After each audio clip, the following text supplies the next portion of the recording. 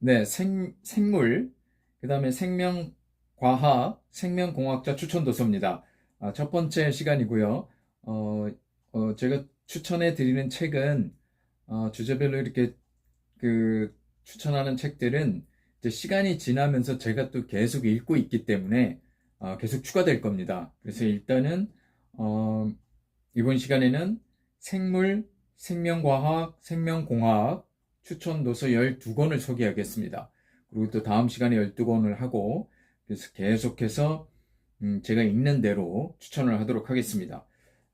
제가 추천하는 책은 거의 다 제가 읽고 추천한다고 보시면 됩니다.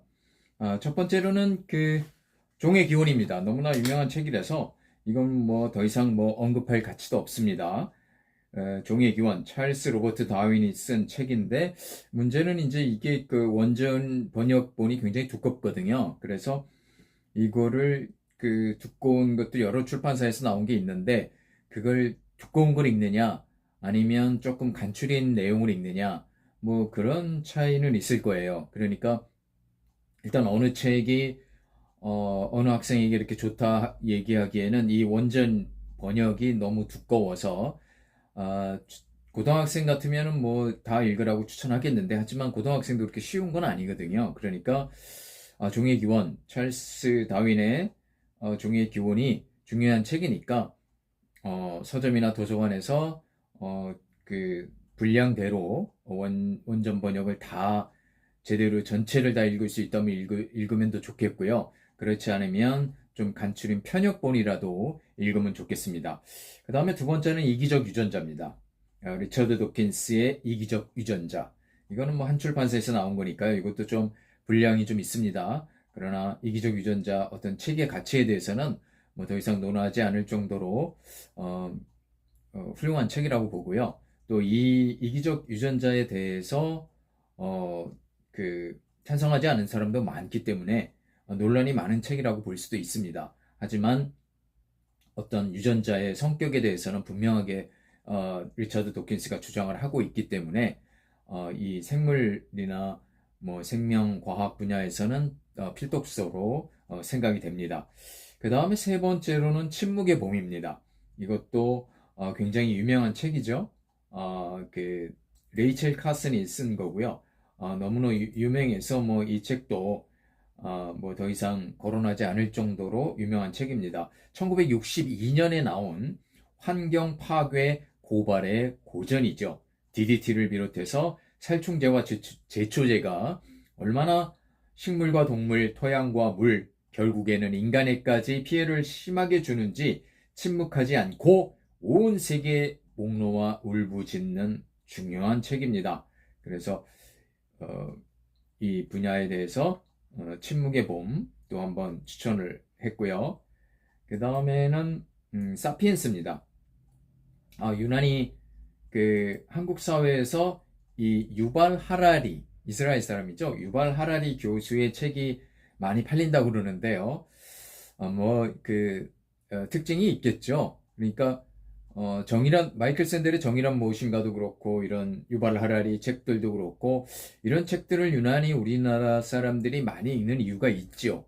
그러니까 그것을 우리나라만 또 너무 많이 읽는다고 그렇게 폄하할 필요는 없을 것 같아요. 우리는 또 우리 사회에서 우리 사회만의 독특한 어떤 특징을 가지고 있기 때문에 우리가 얼마든지 선택해서 볼 수 있는 거니까요. 그러니까 세계적으로 뭐 별로 유명하지 않은 책이라 하더라도 우리나라 사람이 유난히 많이 읽을 수도 있는 거죠. 그러니까 그렇다고 해서 우리나라 사람들만 많이 읽는다고 이렇게 폄하할 필요는 없을 것 같습니다. 그래서 이 유발라리의 사피엔스도 유인원에서 사이보그까지 인간 역사에 대해 대담하고 위대한 질문을 던지면서 인간 존재의 의미는 무엇이며 우리는 어떻게 살아야 할지 결론 없는 거대한 담론을 시작합니다. 20여만 년 전에 등장하여 7만 년에 걸친 호모사피엔스의 역사를 추적하죠. 그래서 이것도 좀 두꺼운 책입니다만 그래도 읽어볼 만한 책이라고 생각합니다. 그 다음에 다섯 번째는 하리하라의 생물학 카페입니다. 이 하리하라 닉네임인데요. 저자는 이은희죠. 그러니까 이 사람이 쓴 책도 좀 주목해 볼 만합니다. 특히 학생들이 읽으면 좋은 책을 참 많이 썼어요. 그래서 그 중에서 신화에서 발견한 36가지 생물학 이야기란 부제가 붙어서 그 36가지 신화 이야기하고 어울러진 그런 생물학 이야기입니다. 2002년 7월에 나왔는데도 이 책은 생물학에 관해서는 좀 가치가 있다고 여겨져서 추천합니다. 그 다음에 여섯 번째죠. 여섯 번째는 게놈 이야기입니다. 그러니까 생명 설계도 게놈이라는 책이고요. 매트 리들리가 쓴 책입니다. 그래서 게놈은 유전자와 염색체를 합친 단어죠.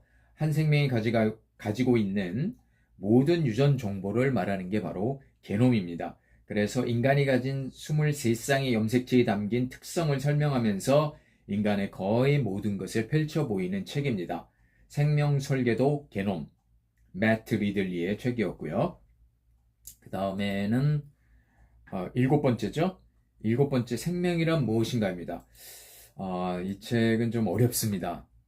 에르빈 슈레딩거, 그 유명한 슈레딩거의 작품이어서 굉장히 어렵긴 합니다만 1933년 파동역학에 대한 업적으로 노벨 물리학상을 받은 슈레딩거의 고양이의 바로 그 슈레딩거의 작품입니다. 1943년 더블린 트리니티 칼리지에서 한 대중 강연을 토대로 1944년 책으로 나왔는데요. 물리학자이면서 생물학에 대한 책을 썼다는 사실이 놀랍고요. 또 이는 수많은 오류의 가능성에도 불구하고 생명을 포함한 세계를 총괄적으로 설명해 보려는 치열한 탐구 정신과 그에 따른 지식의 융합을 시도했다는 점에서 높은 평가를 받는 책입니다. 그런데 한 가지 좀 어렵습니다. 그래서 그래도 한번 도전해 볼 만하다고 생각을 하고요. 그 다음 편에 생물학, 생명과학, 생명공학의 다음 편에서 제가 슈레딩거의 생명이란 무엇인가를 또 해설한 책을 하나 추천할 거예요. 그러니까 만약에 이 책이 어렵다면 슈레딩거의 생명이란 무엇인가라는 책이 또 있으니까 그 책을 볼 수도 있습니다. 네, 그 다음에는 여덟 번째, 지능의 탄생입니다. 지능의 탄생, 이대열 씨가 쓴 거고요.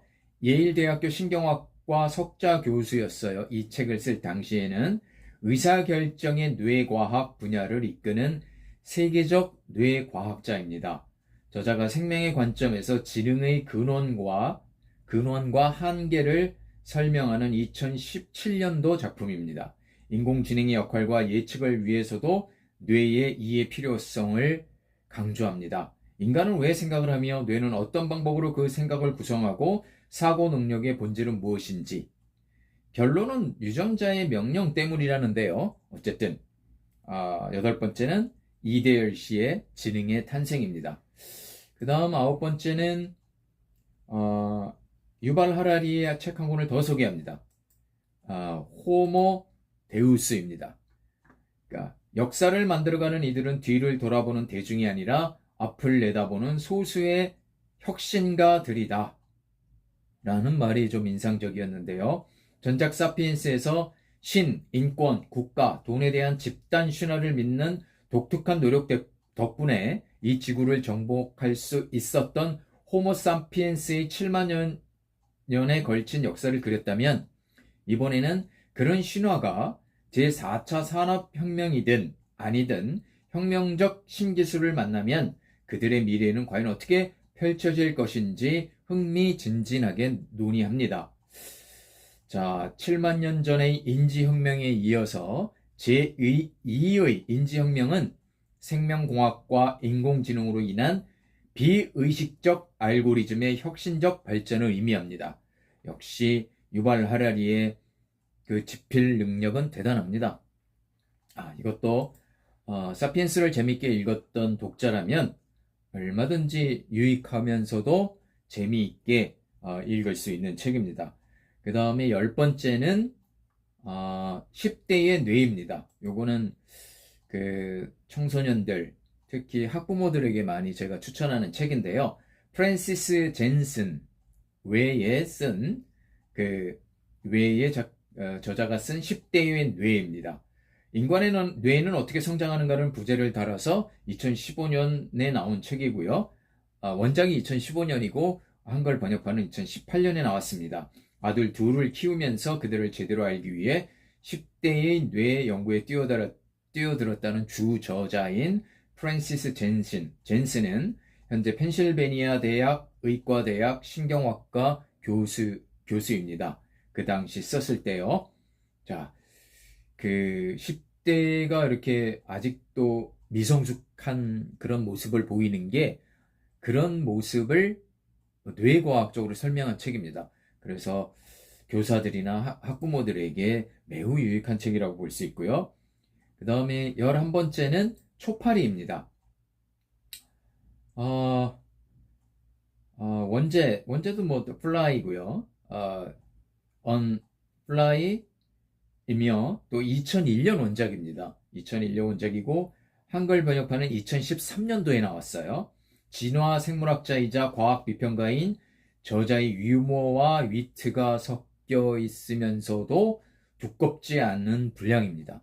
그러니까 이렇게 두껍지 않은 책으로서 이렇게 생물학과 유전학의 역사를 재미있게 이렇게 쓴 책이 또 있을까 할 정도의 그런 책입니다.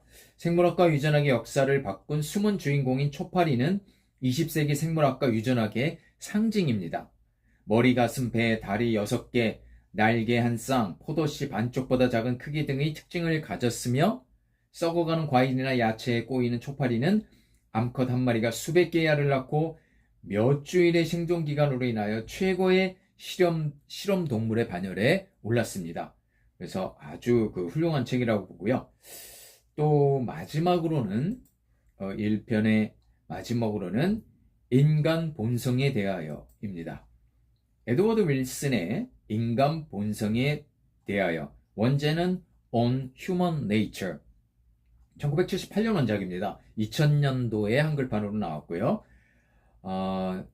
그 종교와 윤리를 포함해서 인간의 모든 사회 행동은 생물학적 현상에 불과하며 집단 생물학과 진화론적 방법론으로 분석될 수 있다고 이 사회 생물학자는 말합니다.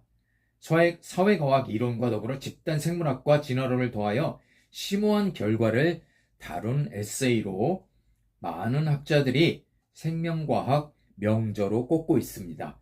그래서 이렇게 생명과학, 생명공학 추천도서 12권을 살펴보았습니다. 이 다음에는 또 생명과학, 생명공학 분야에 또 다른 명저 12권을 한번 살펴보도록 하겠습니다.